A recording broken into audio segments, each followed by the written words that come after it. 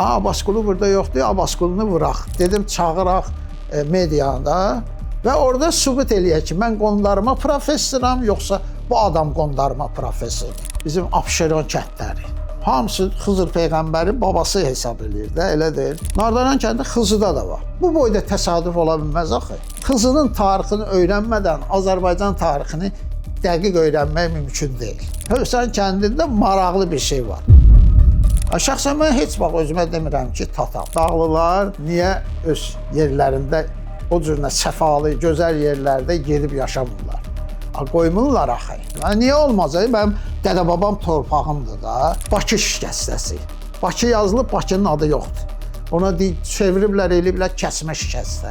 Niyə bunu Bakı sizə neyniyib ki, siz bunu göndərib kəsmə şikəstə eləyirsiniz? Bunun haqqında faktlar var. Mən qoy qısaca danışım bunu.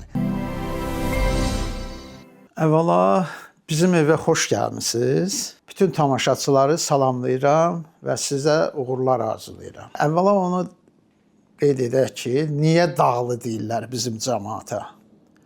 Müxtəlif versiyalar söylənilir, amma ki, ən düzgünü bunu Oğuznamələrdə təsdiqini tapır. Yəni, Oğuznamələrdə bilirsiniz də Oğuz xanın 6 oğlu olur, 3-ü gün doğana, 3-ü də gün batana. Yəni, Bakı, Abşeron, Xızı, bu ərazilər, yəni, Dağxan olur, Dənizxan olur, dənizimiz var da. Bir də Göyxan. Bunların Göyxan bu gün də Xızıda, Xızı ərazisində mahaldır, böyük bir mahaldır. Xəzərin sahillərindən başlayır, Şamaxının dağlarına uzanır. Ağdərə kəndini keçməklə. O əhaliyə bizdə Göyxan deyirlər. Azərbaycanın elə bir rayonu yoxdur ki, orada mahallar olsun. Xızı vaxtı ilə çox böyük ərazisi olub və burada 5 mahala bölünüb. O mahallardan da biri Göyxandır. Hansı ki, bayaq qeyd etdiyim kimi Xəzərdən başlayır. Yəni, Göyxan da Oğuz xanın oğlunun adı ilə bağlıdır. Bir oğlunun da adı Dağxan olub. Dağxan. Yəni, həmin bu dağlıq ərazinin ki, demirik, dağlı cəmaatı o Dağxanın adından götürülüb. Dağ oğlu deməkdir. Sizi videodan ayırdığımız üçün üzürlü sayın. Miraç YouTube kanalının mənəvi dəstəyə ehtiyacı var. Kanalımıza abunə deyilsinizsə, abunə olmağı, videolarımızı bəyənib paylaşmağı unutmayın. Əgər maddi dəstək olmaq istəyirsinizsə, aşağıda gördüyünüz Patreon linkinə daxil olaraq bizə dəstək ola bilərsiniz. xoş izləmələr. Bilirsiniz də, Dağoğlu, L-lü şəkilçisi ümumiyyətlə də bu adlarda oğlu, əsasən oğlu ilə başlayıb, ondan sonra şəkilçi kimi dilimizə düşüb. Dağoğlu, dağlı, Dağoğlu deməkdir. Dağ hər yerdə var, elə deyir, çox yerdə. Niyə onlara dağlı demirlər, ancaq Xızı bax, çünki səbəb budur.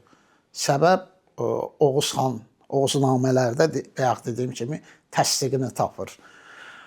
O ki qaldı bizim Xızı rayonu bayaq dediyim kimi 5 böyük mahal olub. İndi o mahalın bir hissəsi bölüblər, Siyəzənə düşüb, bir hissəsi Qubaya düşüb. Qonaqkənd vaxtı ilə Xızıya baxıb. Xızı mahalına aid olunub. Sonra Xızı rayonuna daha doğrusu. Sonra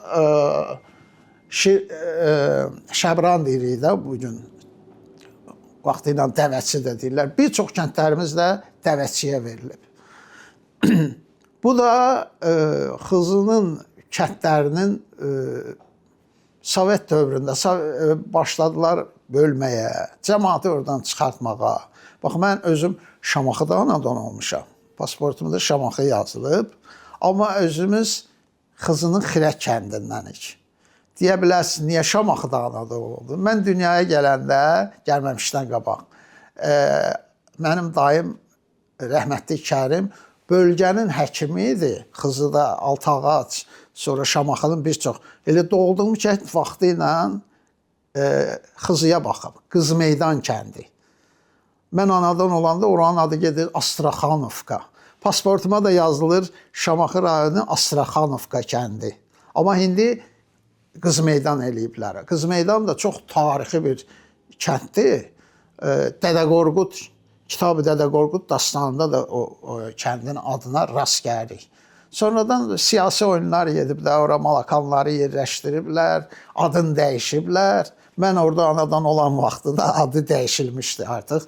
Metirkanı oradan, yəni doğum haqqında şəhadətnaməni oradan verilib və ona görə də Şamaxı rayonu. Çox vaxt mənə elə şey eləyirlər, Wikipediyalarda zətdə oxuyanda deyirlər ki, siz Şamaxıdansınız. Deyirəm, fərqi yoxdur. Biz elə Şamaxın, bir çox kəndlərimiz Şamaxıya verilib və yaxud Şamaxıdan sonra alınıb. O dövrdə bax, Nabır kəndi, Alim Qasımovgilin kəndi, Fikrə, sonra Akif Qürbətov var, məşhur klarnet ifaçı. Nabırdan vaxtı ilə o kəndlərdə Xızıya baxıb. Ağdərə kəndi var, bayaq adını çəkdim. O verilmişdi Şamaxıya. Uzun müddət Şamaxı rayonuna tabe idi. Amma indi təzədən yenə verdilər, Xızı rayonuna daxil olunub. Yəni Xızının ən böyük yəni bizim Xızı müqəddəsliyi odur ki, Xızır peyğəmbər kimi bizim babamız var. O tək bizim babamız deyil də, bütün Türk dünyasının babasıdır. Bizim Abşeron kəndləri. Hamısı Xızır peyğəmbəri babası hesab edir də, elə deyir. Bizi də elə birləşdirən, ümumiyyətlə Türk dünyasına Xızılları birləşdirən Xızı cəmaatını elə Xızır peyğəmbərimiz olub. Xızır peyğəmbər bəlkə olmuşdur da o ziyarətgahda. Orada deməli Xızır peyğəmbərin əsl adı olub Bəliya Məlikan oğlu. Ərəb mənbələrində Bəliya İbn Məlikan yazırlar. Yəni bu sonradan niyə Xızır deyiblər? Çünki orada yaşayan Xızı sözü də Xız tayfalarının adındandır. Xız, Quz, Quz, Oğuz. Bu Xəzər sözü də. Xəzər sözü də Xız tayfalarının adı ilə bağlıdır. Xız, Xəzər sözünü ərəb qrafikalı əlifba ilə yazanda ancaq samitləri yazırlar da. Xızır, samitlər. Sonra onu tekstə görə müəyyənləşdirirlər ki, burada dənizdən gedir söhbət. Onu Xəzər də oxumaq olar, Xızır da oxumaq olar. Ona görə bax Xızır bizim Xəzər dənizinin də adında bax Xız, Oğuz. Əslində biz Xız tayfasılar, Xız tayfası Oğuz tayfası deməkdir də. Cabil Novruzun anadan olduğu kənd Upa kəndidir və o ərazi bəlkə də mən başqa rayonlarda rast gəlməmişəm. Oğuz yaylağı. Bu gün də Oğuz yaylağı deyirlər. Deyirlər Oğuz yaylağıdır. Bax sırf bəzən bizi qarışdırırlar. Ay nə bilim farsla, ərəblə elə bir şey yoxdur. Xızı cəmaatı gəlmələr olub. Bu gün də gəlir də, bu gün də gəlmələr var Xızıda. Amma aborigen tayfalar təmiz türklərdir, özü də Oğuz türklərdir. Mən tək yaşamalı demirəm. O yalan söhbətdir ki, aclıqdan gəliblər, nə bilim nə. Əksinə, bax Xızı kəndlərinə baxsın, əksəriyyətinin Bakı kəndləri ilə adı ilə uyğunluqları var. Nardaran kəndi. Nardaran kəndi Xızıda da var. Bu boyda təsadüf ola bilməz axı. Xızıda deyəndə indiki inzibati ərazi bölgüsünə görə Siyəzən rayonuna baxır. Sonra Məşdağa deyirik, Məşdağa. Məşdağ dağdır, dağın ətəyində kənddir. Bəzən mən bunu bu qədər təsadüf ola bilməz ki, məncə bu əhali ora gəlib və toponomiyanı da daşıyıblar. İndi yox ha, 1000 il, bəlkə 2000 il bundan qabaq. Bilirsiniz, bayaq dedim axı ki, Xızının tarixini öyrənmədən Azərbaycan tarixini dəqiq öyrənmək mümkün deyil. Çünki indi Xəzər dənizi, bax o Xızır peyğəmbərdən dünən baxırdım, bir özbəklər film çəkiblər. Xızır peyğəmbərlə bağlı, özbək dilində verirdilər. Gəliblər, çəkiblər Xızır Zində Piridə, Xızır qayası da deyilir, Musa qayası da deyilir ora. Bilirsiniz də niyə Musa qayası? Quran-ı Kərimdə də var da, Xızır peyğəmbərlə Musa peyğəmbərin görüşü olub. Daha doğrusu Musa peyğəmbər gəlir, axtarır, tapır Xızır peyğəmbərlə görüşür. Yəni uzun bir söhbətdir bu. Quran-ı Kərimdə Kəhf surəsində o ilə bağlı məlumat verilir. Yəni Xızır peyğəmbərin gəlişi ilə bağlı nə demək istəyirəm? Bunlar dağda yaşayanda orada yazır ki, dəniz olub bura. Dağlaracan dəniz olub. Başa düşdünüz? İndi deməli o dəniz çəkildikcə dağda yaşayan əhali heyvanatı zadı, yaylaq qışlaq tərəkəmə həyatı. Ona görə də bax Türkan kəndi. Türkan. Xızıda da Türkan kəndi olub. Qədim bir kənddir. Bu təsadüfi deyil axı bu. Ola bilməz ki, burada bəli, yaylaq qışlaq gedib gəliblər. Bəlkə də elə toponomiyanı daşıyıblar. İlkin daşıyıcıları bunlar olub. Orada bu bir heyvanatı olan da kasıb adam deyil axı. Sürüsü olan adamlar. O yəni kasıbçılıqdan Abşeronun elə bir kəndi yoxdur ki, orada Xızı əhalisi yaşamasın. Xızıdan köçən gələn insanlar olmasın. Hər bir kənddə demək olar var. Və bunların Hövsan kəndi. Hövsan kəndində maraqlı bir şey var. Orada deməli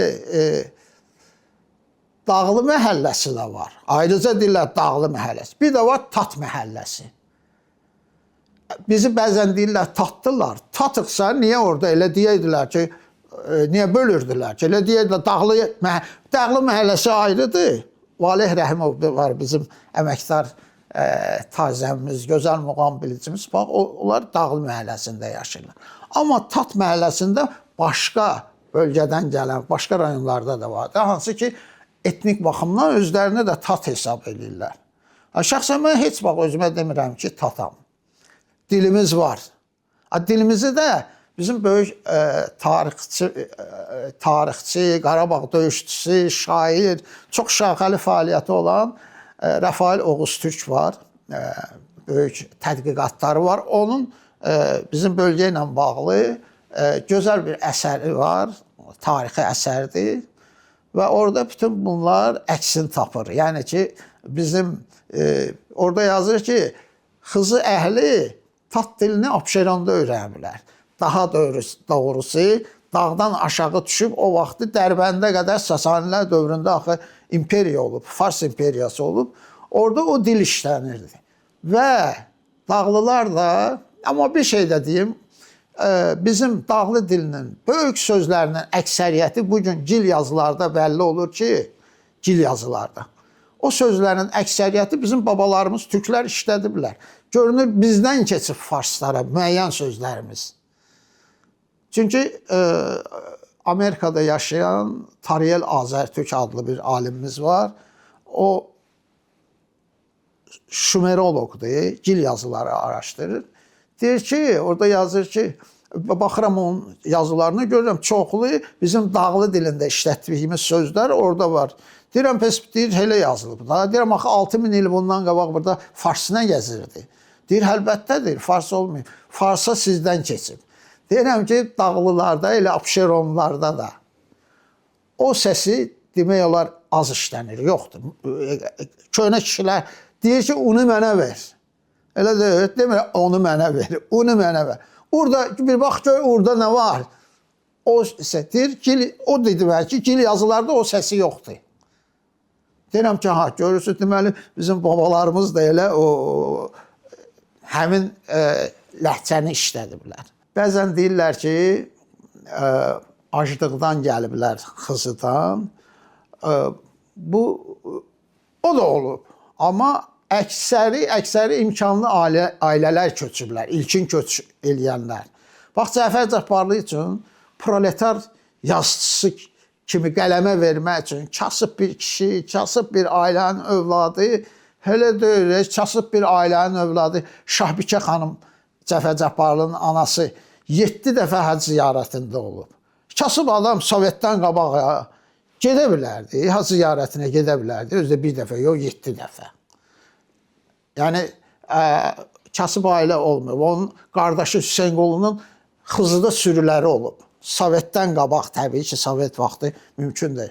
Sovetdən qabaq onun sürüləri olub, çobanları olub. yəni onlar Bakıya köçəndə kasıb adam gəlib Bakıda yer ala bilərdi, ev ala bilərdi. Gəliblər yəqin ki, elə burada yaxındadır da muzeydə. Bizim elə evdən biraz aralı Cəfər Cabbarlının muzeyidir. Yəqin ki, olmusunuz orada. Bir muzeydə də bəli, o cür bir o dövrdə o cür bir şəraitdə yaşayan kasıb adam yaşaya bilməzdi. Yəni demək istəyirəm ki, hamısı da kasıblar bilirsiniz nə vaxt gəldi? Müharibədən sonra. Amma müharibədən qabaq kim ki ev alıb, eləyib, onlar kasıblar olmayıb, imkanlı ailə. Müharibədən sonra da niyə görə gəldilər? Bax demirəm, bax bizim kəndi boşaltdılar 45-ci ildə. Mən bayaq dedim Xirək kəndindənəm. O kənddə elə bir ailə yoxdur ki, şəhid verməsin 41-45-də. Elə bir ev yoxdur da. Hər evdən elə evdə olub ki, 3 dənə, bir ailədən 3 qardaş gedib, 3 şəhid olub. Bir ailədən 2 nəfər, 3 nəfər gedib, 3 nəfər gedib, oğlanlar şəhid olub, ata qayıdıb gəlib, ata sağ qalıb. Sonradan ailə qurub, yəni övladları olub eləyib. Yəni bunlara qayğı lazım idi da, elə deyil. Bax indi maşallah bizim şəhid ailələrinə, qazilərə kömək dövlət tərəfindən xüsusi qayğı var. O vaxt yoxdur, o vaxt olmayıb. O vaxt nədə görüblər çıxış yolunu? Deyiblər ki, bu kənd perspektivsiz kənddir. Buranı boşaldın. Qovublar, cəmaatı qovublar. Bax bizim indi bir dəfə imkan olsa inşallah Xızıya gedərik, kəndimizə baxsınız, elə biləcəksiniz ki, hansısa bir qaçqın ermənilərin vəhşiliyi nəticəsində dağıdılmış bir kənddəsən. Divarlar qalır, qapı pəncərələr yoxdur, daşlar qalır. Onları da qoruyub saxlayıblar ha. Bizim yəni kəndimizdə bir ağa adında yaxşı kişi olub, Allah rəhmət eləsin. O həmişə kənddə olub. Yəni malqarasını aparıb bir adamı qoymayıb, yoxsa daşı o biri kəndlərdə daşın daşıyıb aparıblar. Dümdüzdür kənd. Kimə daş lazım olur? Boş yaşayış yox, yığıb, amma bu kişi qoymayıb. Elə bil ki, o kənddəki necə yaşayırdılar. O cəmaat köçüb gələndə indi işsiz cəmaatdır. İşsiz yox, ailənin onsuz da başçısı yoxdur. Qadınlardır, bir də evdə olan uşaqlar 16-17 belə. Bax, onlar o kasıb ailələr, o boşaldanan kəndlərdə tək bizim deyil, bütün kəndlər. Kim harada iş tapıb, neyniyib, başlayıb başını gizləməyə. Bax, qırçılıq söhbəti gedir. Yəni, demək istəyirəm, Bakının elə kəndi yoxdur ki, orada qırçılıq peşəsi olmasın. Kənddə də qır işinə baxan olub da. Amma, bəli, indi də var. Amma Bakı dağlı qırçıya xüsusi üstünlüyü veriblər. Mən bir məqalə oxudum. Bunu yazan dağlı deyildi. Kitabın içində müxtəlif məqalələr yazmışdı. Deyir ki, Xızıllar, söhbət ondan gedir. Çörəkdir, hər yerdə pişirilir, deyirlər dağlı çörək. Çünki haramlıq qatmır ona. Və yaxud qırçılıq üçün. Kəndin özündə də qırçı var. Bunu gedir Yasamaldan Tiyanlı sürüyə gətirib gəlirlər ki, filan kəndə. Dağlı evimizin damına dağlı qır versin. Niyə görə? Deyir, burada söhbət var da. Yəni evin damı ailənin papağı sayılır. Orada qeyrətli, namuslu kişi çıxmalıdır. Yəni bax, biz indi adi belə bir şey kimi baxırıq. Qırçılıq sənətidir də. Bax buna görə, çünki qırı da pişirilmə onun texnologiyası var da. Orada da gərək haramlıq qatmayasan. Başqa qırçı gətirirlər, başqa bölgədən olan. O dövrdə hər bölgədən qırçılar var idi. Gətirirlər, bunlar işləyəndə bir ildən sonra bir dəfə yağış yağır, 2 ildən sonra görürlər, ev damır yenə. Amma dağlının vurduğu qıra deyirlər ki, bu, bax budur, söhbət budur. O ki, deyirsiniz, halallıq. Yəni buna görə dağlı qırçılara üstünlük verirlər. Eyni zamanda çörəyi də. Bayaq dedi ki, dağlı çörəyi. Brenddir də, elə deyil bugünkü dinləndirsə, dağlı çörəyi brendə çevrilir. Amma çörək hər yerdə olub da. Mənim çox şaxəli yaradıcılığım var da. Həm elmi sahədə də, yəni elmi araşdırmalar aparıram. Çoxlu kitablarım var. həm bəstəkarlıq eləyirəm, müəllimlik eləyirəm. Bəstəkarlığımdan da bir bəlkə siz eşidərsiniz, Şəki mahnısı var, məşhur. Şəki, Şəki, igidlər oylağı, Şəki, Şəki, ömrümün növrağı. Bəxtiyar Vahabzadənin sözlərinə yazılmış, mən tərəfindən bəstələnən bir musiqidir. Bunda mən dostum İlqar Şəkili var, indi iş adamıdır. İmkanınız olsa onu da çəkərsiniz. Çox maraqlı adamdır. O qabaq musiqiçidir, indi böyük belə deyək də inşaatçıdır. Çox ölkədə tanınmış inşaatçılardan biridir. O məndən xahiş elədi ki, bizim Şəki üçün də bir mahnı yaz. Mən də mahnını hazırladım. Getdim sonra rəhmətli Bəxtiyar Vahabzadənin evinə.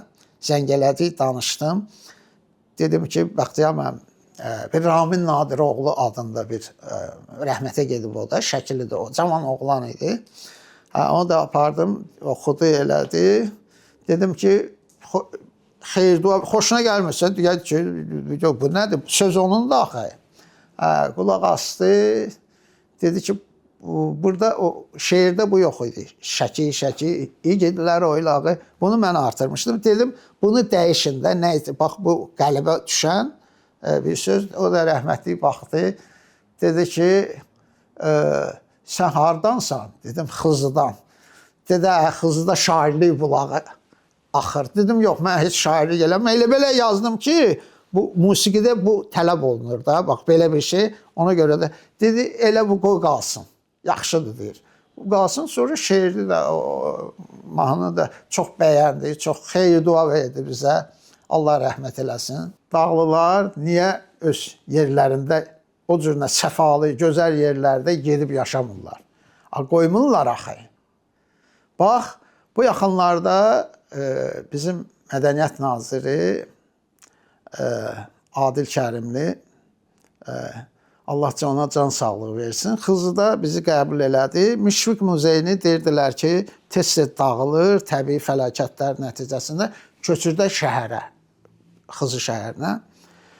Biz də ümumiyyətlə Xızı cəmaatı da tanınmış Xızının rayonundan, Xızıdan olan, bölgədən olan tanınmışlar etiraz elədi ki, yox, burada o Müşfiq bir şeirində yazır ki, 3 qovaq ağacı əkdim. Həmin onun ətrafında o vaxt Cabir Novruz, bir sıra bizim tanınmış Xızının övladları orada öz hesablarına muzey düzəltdilər. Müşfiq üçün simvolik ev muzeyi düzəltdilər, heykəlini, büstünü qoydular. Bunu indi sökmək düzgün deyil. Bundan sonra yəni bunun ətrafına əhaliyə bax, Şəfiqə Eyvazova xalq artisti həmin kənddəndir. Sonra Bəhlul Cəfər Cabbarlının nəvəsi Seyfəddin Dağlının oğlu. Soyadlardandır. Bunlar dəfələrlə deyir ki, bizə o ərazidə 5-6 sot dədə-baba torpağımızdan yer versinlər, gələk burada ev tikək, yaşayaq burada. Amma imkan vermirlər. Bax, mən demirəm Xirək kəndində. Xirək kəndində çox adam, çox əhali yazıblar ki, biz gəlib yaşamaq deyirlər ki, yox, olmaz. Hələ ki, icazə vermir. Niyə olmaz? Mənim dədə-babam torpağımdır da. Hamı da bilir ki, hansı ev kimi evlər qalıb. Başa düşürsünüz?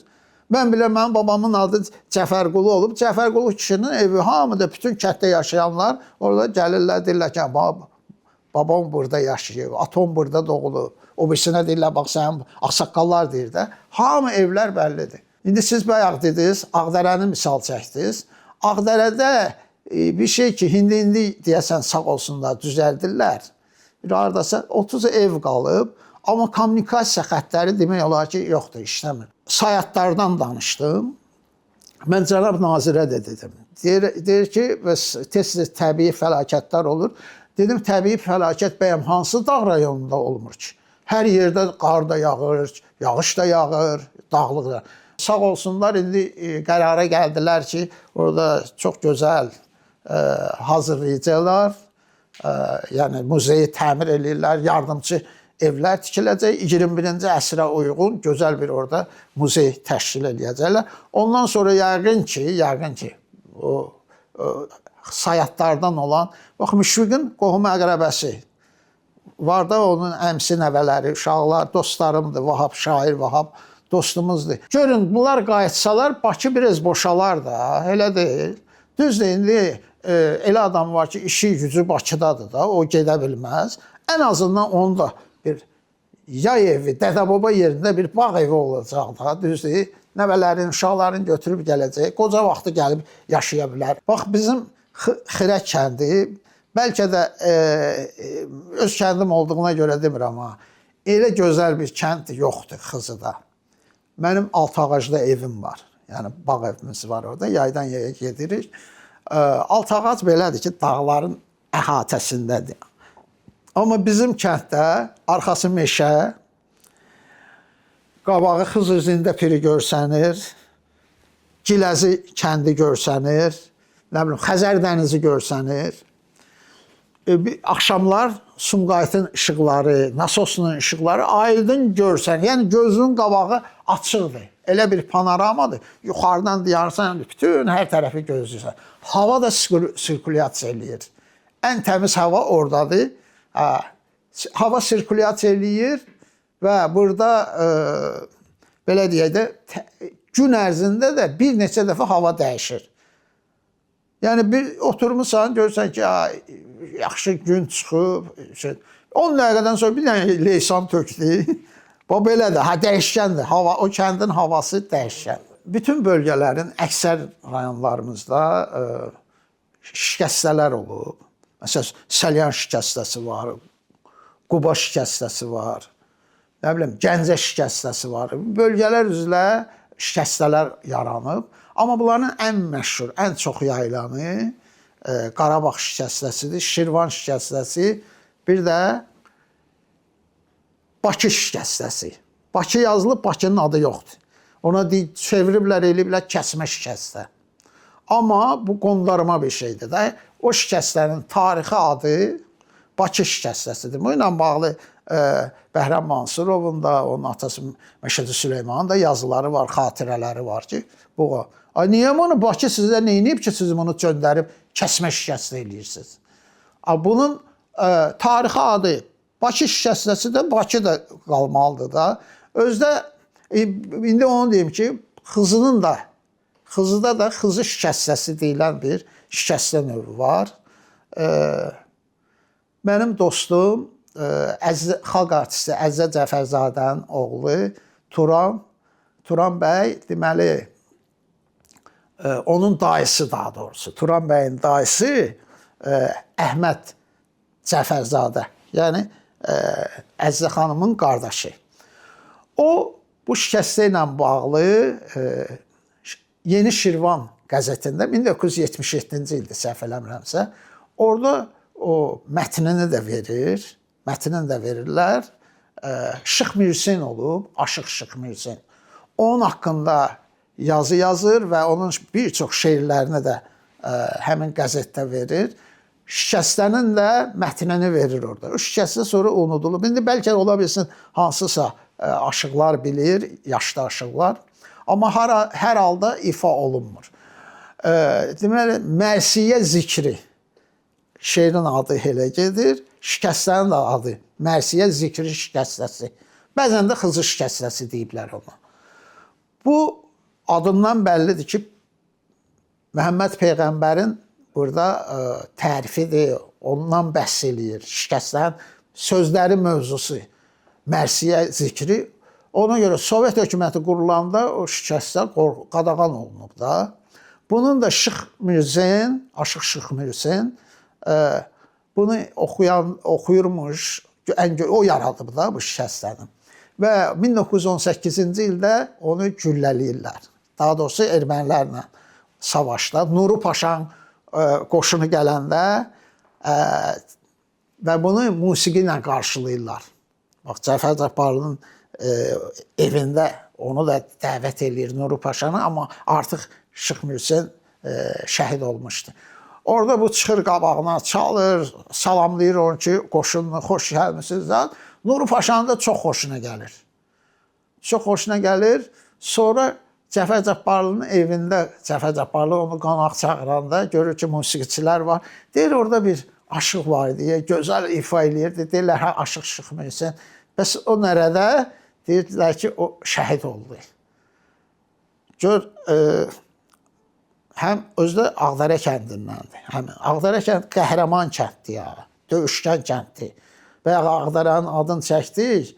Ağdərə kəndi, yəni balacasından tutmuş böyüyünəcən, o 7-77 dilləri hamısı arvadlı kişilik güllə atırmışlar. Yəni tüfəng atırmışlar.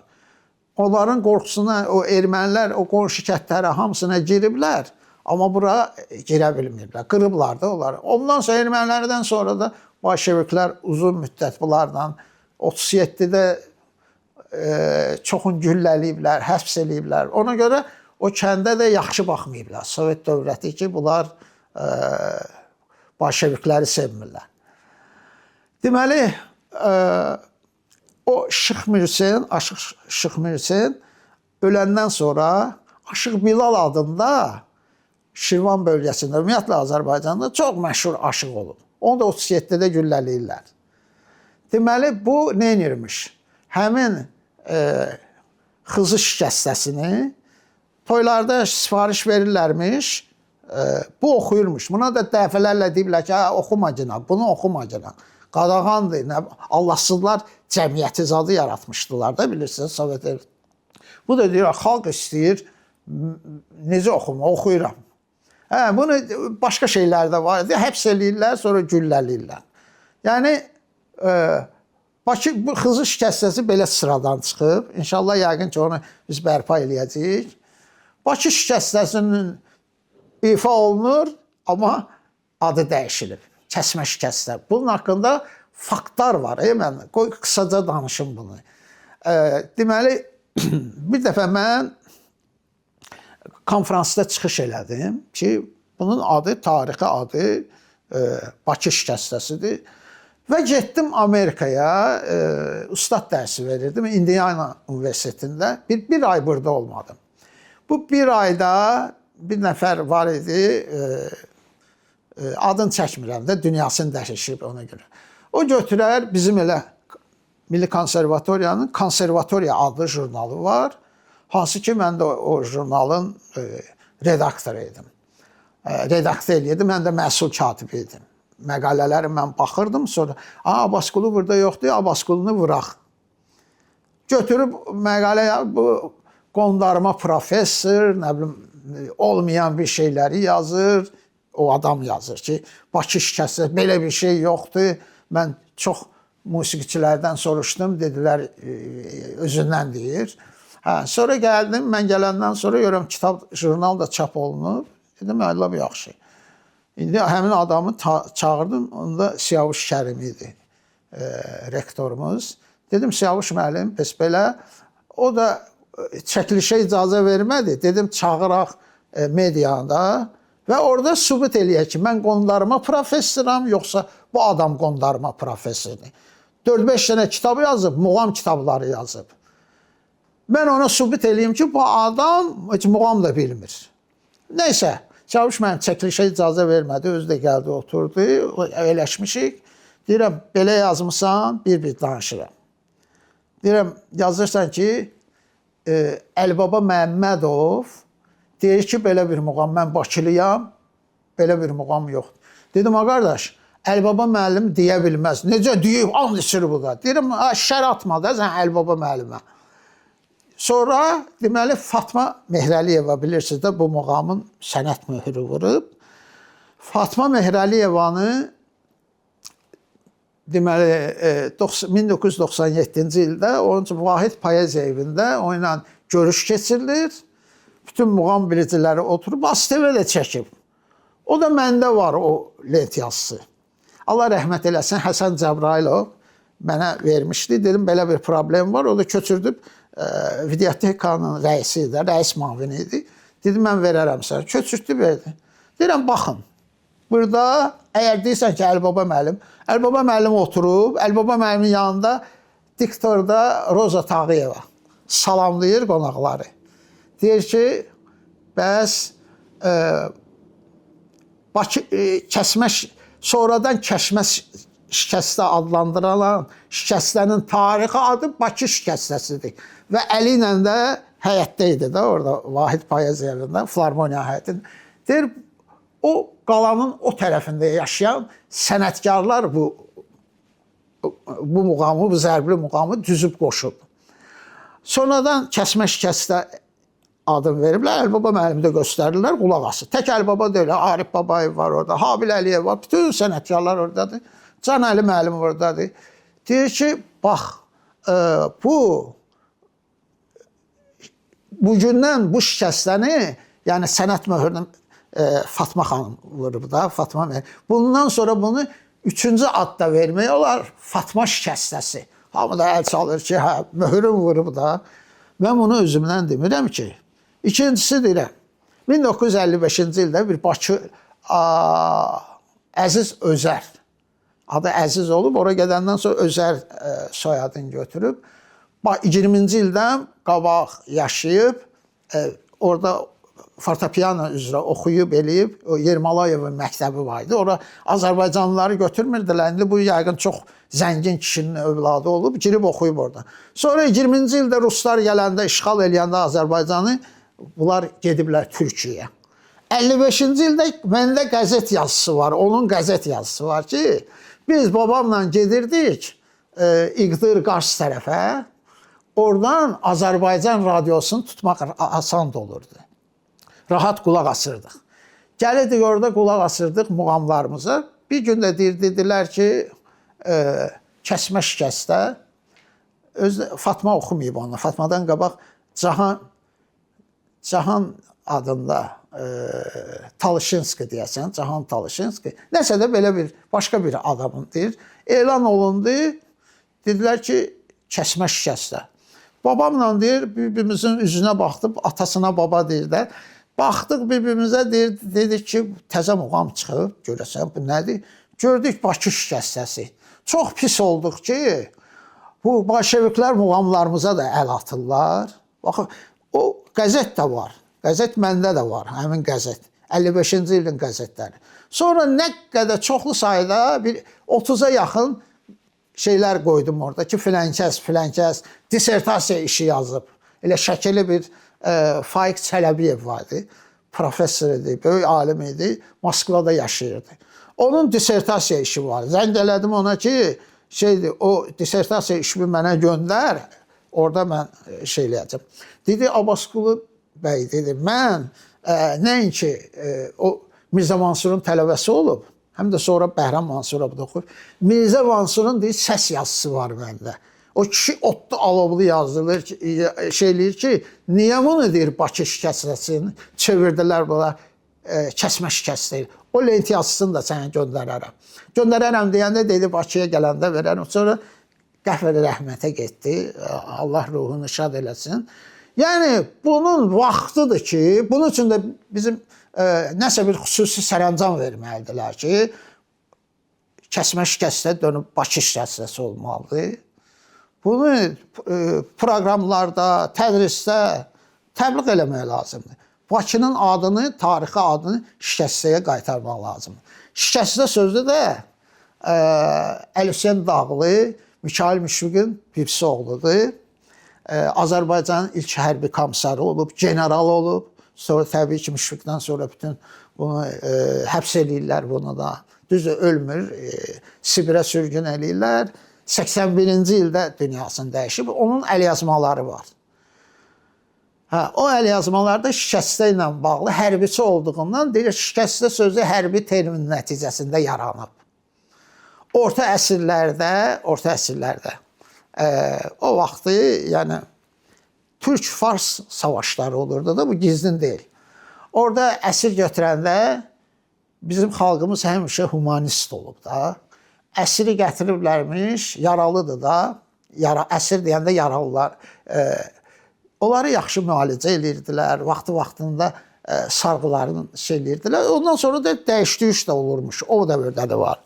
Və bunlar gedirlər İrana, indiki İran ərazisidə, öz məmləkətlərinə gedəndə Deyirlər orada necə baxırdılar sizə? Deyirlər çox yaxşı. Bizə deyir sığışda deyirdilər. Sığınmaq mənasındadır. Sığışda. Deyir ki, sığışda nədir? Deyir ki, əsirlərə, yaralılara sığışda deyirdilər. Hərbi termin kimi istifadə olunub.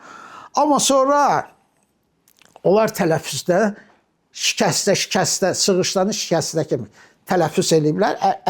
Dildə tələffüzdə təhrifə uğrayıb da. Əli Hüseyn Dağlının yazdığı budur ki, bəli, bu şikəstə sözünün də kökü sığışdadır. Yəni bizim dildən farslar, əgər fars sözüdürsə bu, farslar sanskritlərdir də, Hindistandan gəlmədir. Gedin orada axtarın orada ki, əgər şikəstə sözü varsa, deməli bunlarındır, bunlar gətiriblər. Yoxdur, onların dilində yoxdur. Bax belə, bu qədər.